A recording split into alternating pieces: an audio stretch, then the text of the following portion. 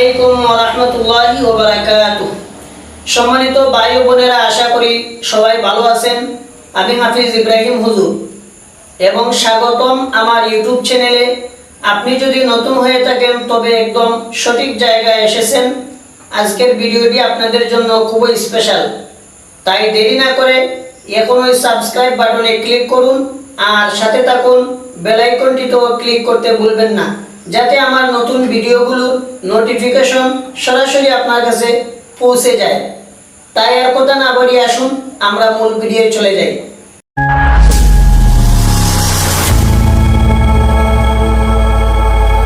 আমরা আজকে জানবো ইসমে আজম কি এবং কেন এবং তার উপকারিতা কি। ইসমে আজম বিভিন্ন কিতাবের মধ্যে বিভিন্ন ভাবে বর্ণনা করা হয়েছে। কোন কোন কিতাবের মধ্যে পাওয়া যায় ইসমে আজম হচ্ছে আল্লাহুম্মা ইন্নী আসআলুকা বিআন্নী আশহাদু আন্নাকা আনতাল্লাহু লা ইলাহা ইল্লা আনতাল আহাদুস সামাদুল্লাযী লাম ইয়ালিদ ওয়া লাম ইউলাদ ওয়া লাম ইয়াকুল লাহু কুফুয়ান আহাদ।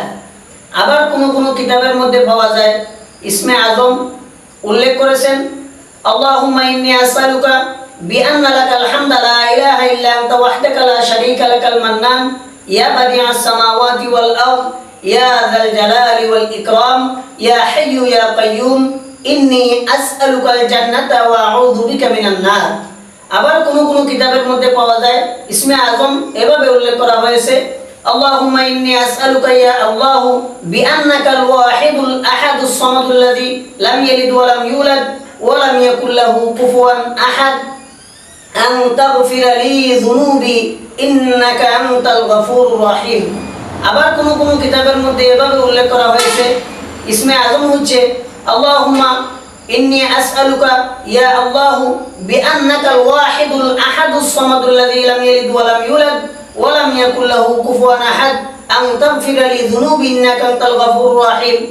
আবার কোন কোন কিতাবের মধ্যে পাওয়া যায় ইসমে আজম এভাবে উল্লেখ করেছেন লা ইলাহা ইল্লাল্লাহু ওয়াহদাহু লা শারীকা লাহু লাহুল মুলকু ওয়া লাহুল হামদু ওয়া হুয়া আলা কুল্লি শাইইন কাদির।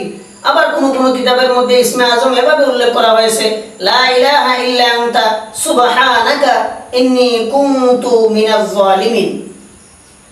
তাই আমরা এখন এই সবগুলা বিভিন্ন কিতাব থেকে যেগুলা থেকে আমরা সংগ্রহ করতে পেরেছি, এই কিতাবগুলা থেকে যেগুলা ইসমে আজম হিসেবে উল্লেখ করা হয়েছে সবগুলাকে আমরা একত্রিত করে আপনাদের সামনে আলোচনা করলাম।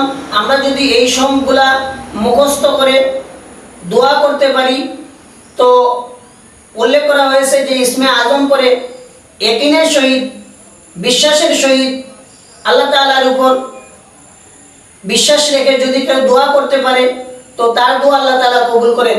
সুতরাং আল্লাহ তাআলার কাছে আমরা ইসমে আজম পরে দোয়া করব যাতে আমাদের দোয়া সমূহ কবুল হয়। আমরা যারা এই সমস্ত জিনিস মুখস্থ করার আগ্রহী তারা এই ভিডিও থেকে আমরা মুখস্থ করে নিব এবং এই অনুযায়ী আমরা দোয়া করব। ইসমে আজম পরে আমরা আল্লাহ তাআলার কাছে চাইব, তো আল্লাহ তাআলা আমাদের দোয়া সমূহকে কবুল করবেন। আজকের ভিডিও এই পর্যন্ত। সবাই ভালো থাকবেন, সুস্থ থাকবেন, আমাদের জন্য দোয়া করবেন। আসসালামু আলাইকুম ওয়া রাহমাতুল্লাহি ওয়া বারাকাতুহু।